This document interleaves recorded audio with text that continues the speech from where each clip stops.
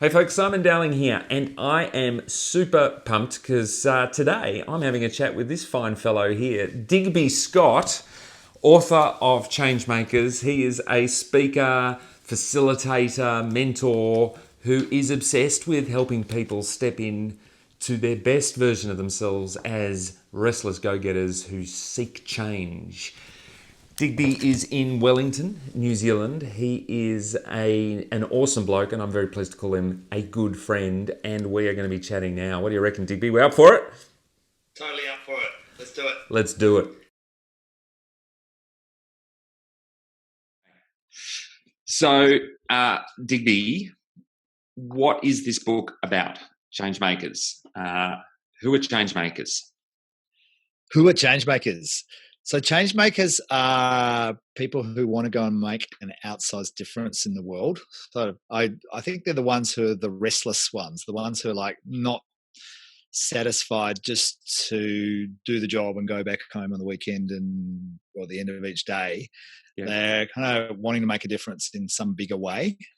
yeah, And this book is for almost like change makers in waiting. I reckon it's a good way to put it. So when you're restless, I think often there's a sense of frustration that comes with restlessness, and that's it's for the people who are those restlessly frustrated who are looking for traction. Well, they mm, want to get moving. They've got ideas, they have a desire, but it's not channeled, it's not harnessed. yeah, So right. they're the people this book is for. So, why did you write it? Yeah. So I've worked in this whole leadership development field for a long time, in 20 plus years, and I've come across during that time heaps and heaps of people, particularly one-on-one coaching. So I used to do a lot of one-on-one coaching with people. I found I really enjoyed working with those restless go-getters, Yeah, and there was just I remember about 3 years ago I did an audit. This is a bit geeky, but I did this audit of a whole lot of my coaching notes looking for themes that were coming out. And there was this I'd love to but theme that kept coming out, right? There was this I'd love to but I can't because it's not safe to do that around here. Or I'd love to, but I don't have permission. Or I'd love to, but and there's all these themes coming about was getting in the way of aspiration being realized. I thought, mm, okay, that's really interesting, and so I thought, you know, a book for helping get over I'd love to, but yeah, I think is a useful tool for people. It's a good catalyst. yeah, And right. so the book is sort of a bit of a toolkit, a roadmap for getting over that in a large way, actually. Yeah. So, can I ask you for you because you put a lot of into well, any author does, but you put a lot of effort into a book like this. Um, how will you know if it's been successful? How will you know if it's had the impact you want it to have? Well, I guess I'm already hearing a bit about that. So what gives me shivers is when I'm hearing people go, well, actually, I'll give you a story about this. It was only 2 weeks ago I had lunch with a client in Auckland Yeah, who is actually in a pretty senior role, and she was telling me at lunch that she'd just really frustrated in her current context, and had been looking at different organisations to go and work with, is just not getting any traction. And I saw her the next week. I gave her the book at lunch, and I saw her the next week. So I read the book and I've resigned, and I'm going to go and into this completely new role and I've got it was already there, but I was just not quite sure whether I should say yes to it. And this was the catalyst for me to go for it. yeah, And so to me, that was a great sign that the book has the intended impact. Because I think it is a catalyst. It's that like, people are on the cusp a lot of the time, and if I'm hearing stories of people shifting off the cusp yeah. into some sort of forward momentum that's purposeful and is not just a push away from it, but it's a pull towards something. To me, Yeah. that's a sign. How would it be successful beyond that in terms of at scale?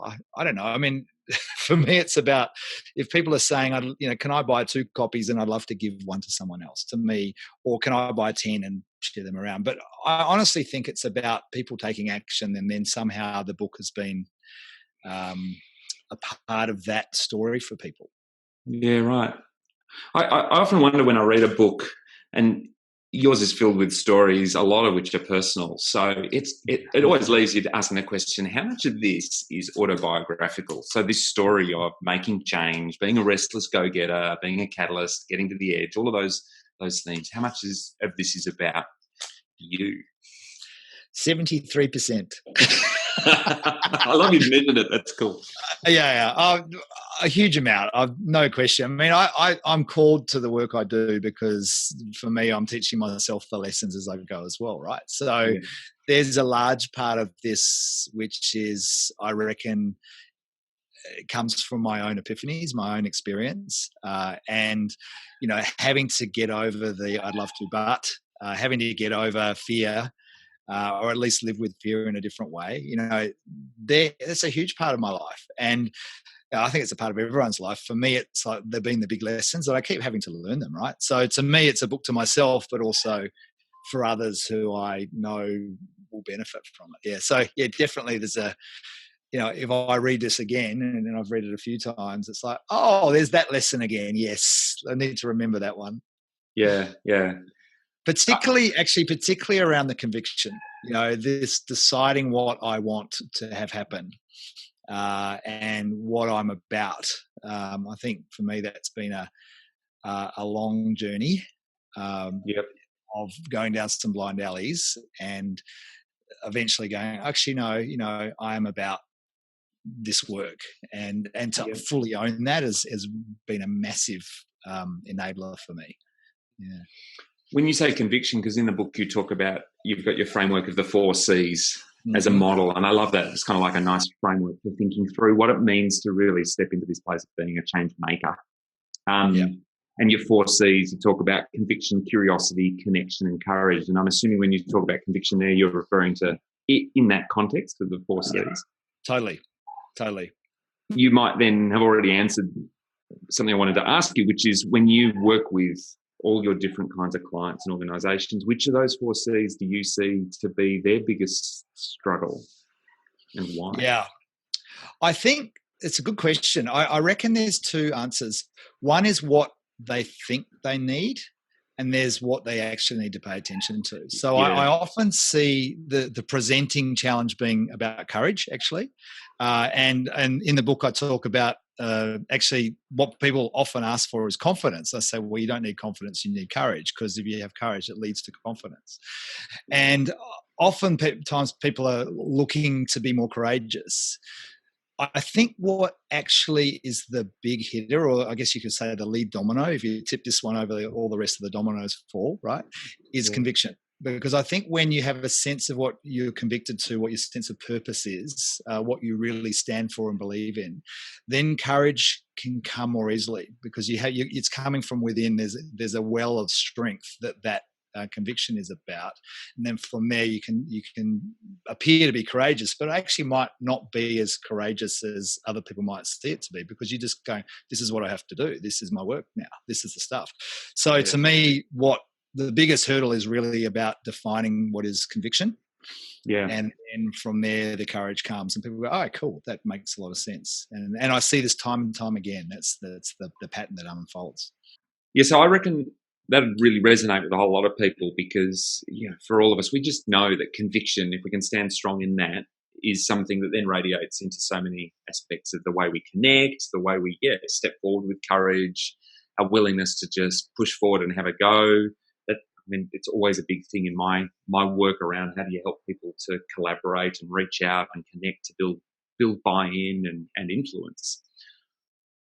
What I really love about this book is that you get super practical about what it takes to build conviction, and you offer some strategies and methods.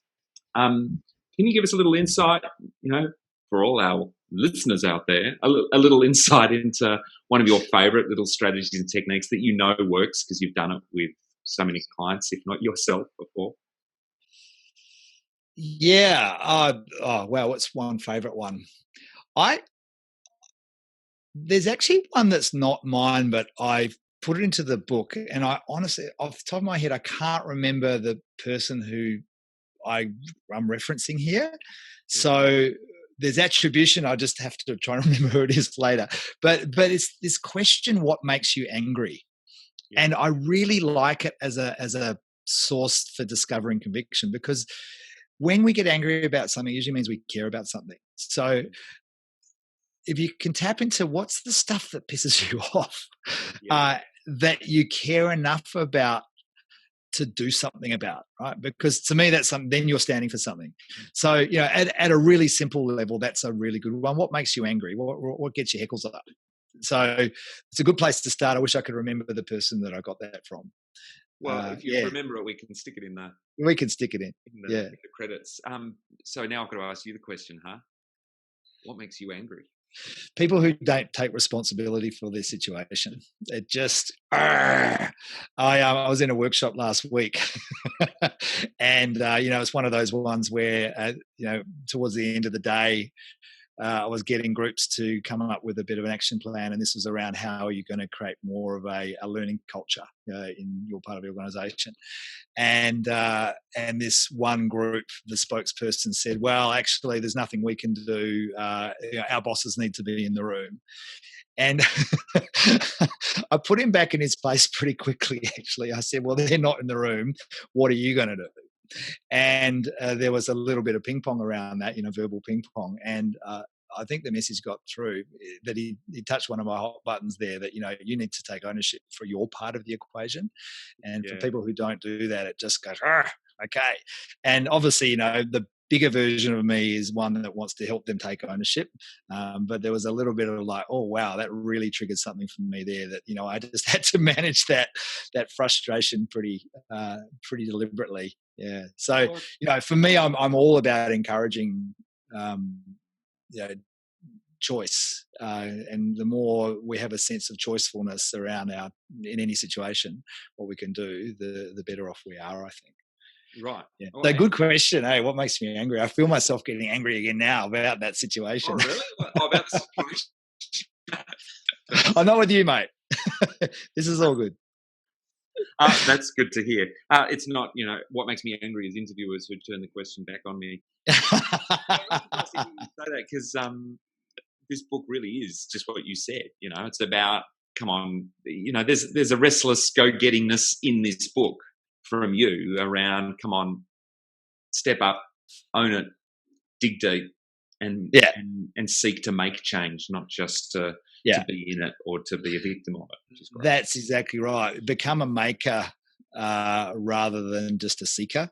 In fact, that's a key distinction to me, is this idea of rather than seeking it out, kind of lock on to something, right? Mm-hmm. And it actually doesn't matter too much what you lock onto, because the more you move into this sort of what I call creative orientation, which is about creating more of what you want to see in the world, the more you build that muscle and you find other things to lock onto down the track as well. So, basically it's a mindset book in a lot of ways, with a lot of practical doing stuff too.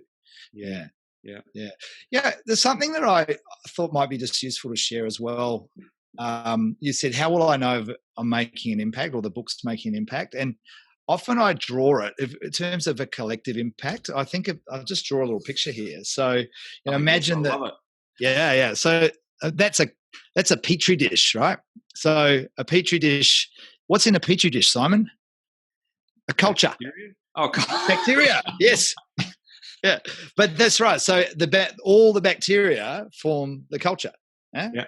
So if we say, okay, so we want to create a certain sort of culture, well, let's seed the culture with certain bacteria, right? And if we amplify the efficacy, is that the word, of bacteria to infect the rest of the culture, soon enough you get a whole culture of bacteria. So that's sort of what you want to see. So to me, in an organization, if we find our change makers or our potential change makers, regardless of what level they're in, and this is not a hierarchy, right? This is a what do you call it? An organism. It's a self-organizing system, whatever. The more we can find the change makers and help them amplify their impact. Yep. The culture is going to go that way. And obviously you want the conditions for these bacteria to thrive.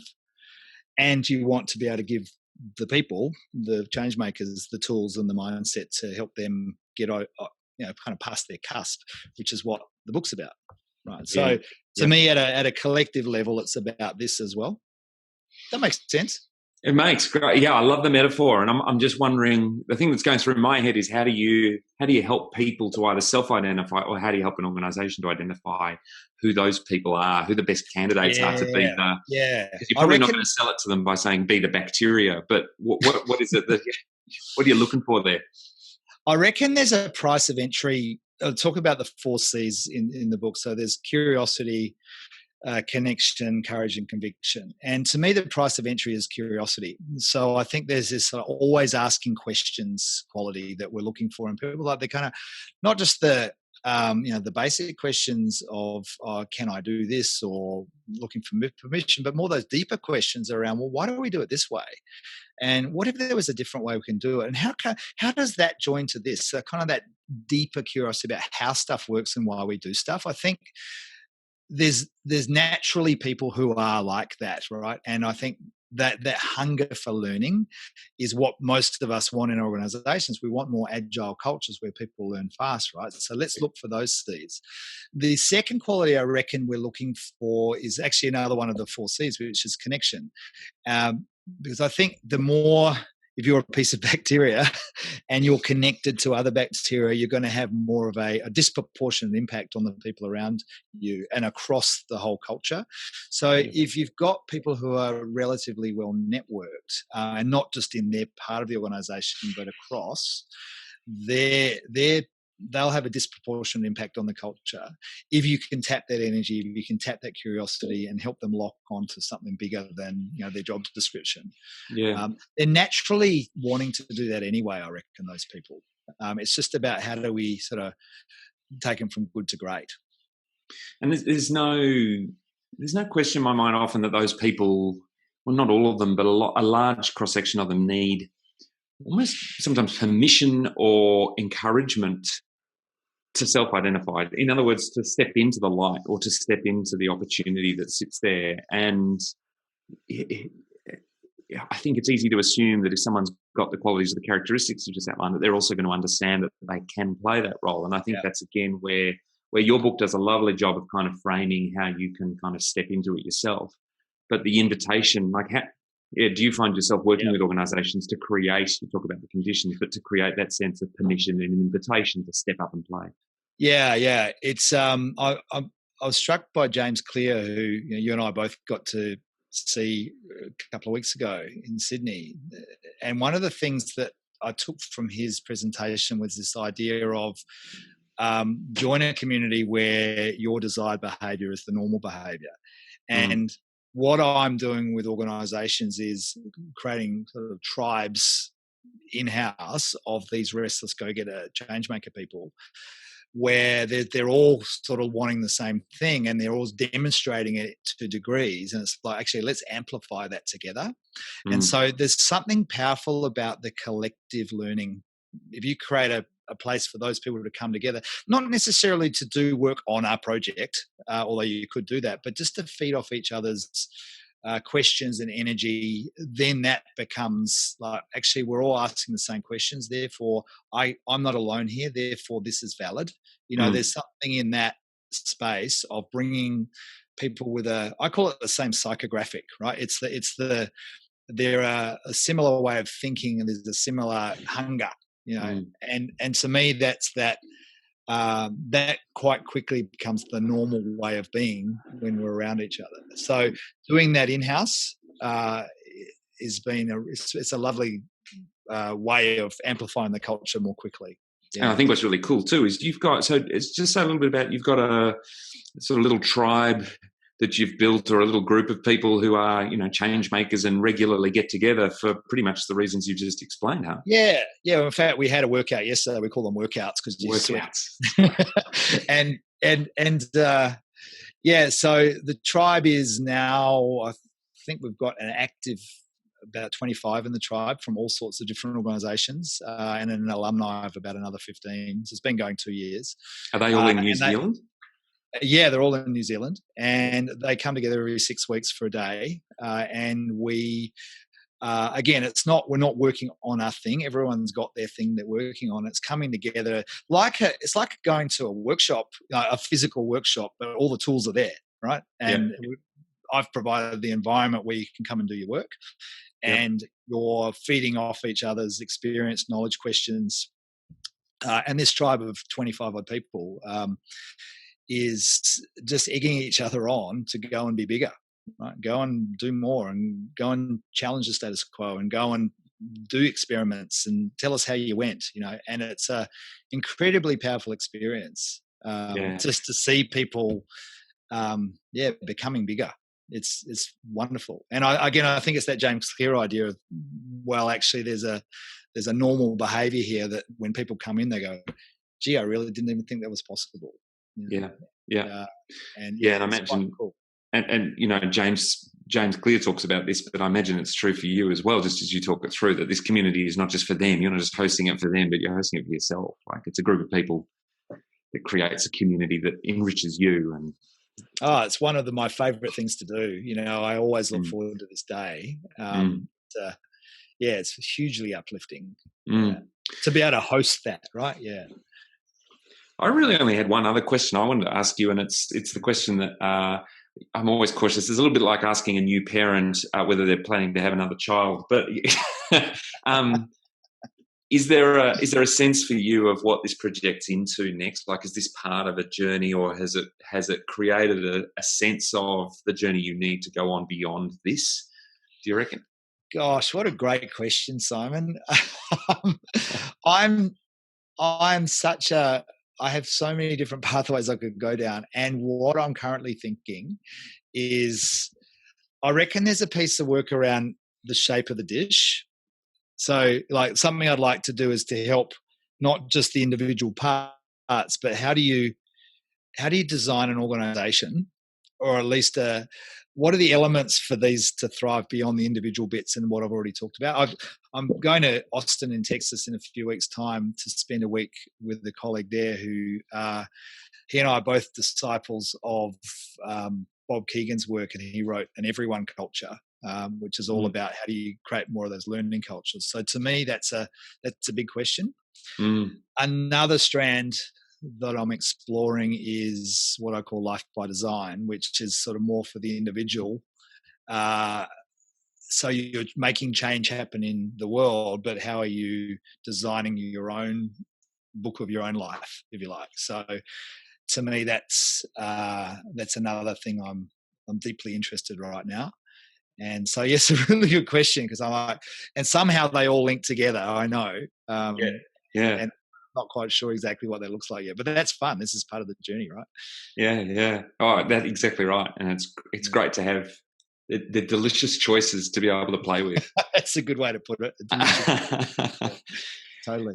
Hey, it's always an absolute joy chatting with you, but particularly to talk with you about this. So thanks for your time to share a few thoughts about it. And I just really recommend this book. People can pick it up online, obviously, in all good bookstores. Anywhere else that you would say to them, if you want to grab some of this juicy goodness, this is where to go? Yeah, digbyscott.com/CM book is the place where it's all at. Awesome. And you can get it on Amazon as well, of course. And you can get hold of me on LinkedIn. Is the best place to come and find me there too, and where I'm ranting every couple of days about changemakery stuff. So awesome. Hey, Simon, thanks for your great questions. You have awesome questions. You made me think today. It was great. Oh, it's good to hear. Thank you. Thank you. Well, listen, continued joy in your journey of getting that petri dish, both the bacteria in it cultivating, and then I love this thought also around what the shape of that dish looks like. So look forward to brother. More about it. See ya. I'm not quite sure where to look. Just out. You can see the camera, right? Yeah, I can see the camera. Yeah, look at the camera, I guess.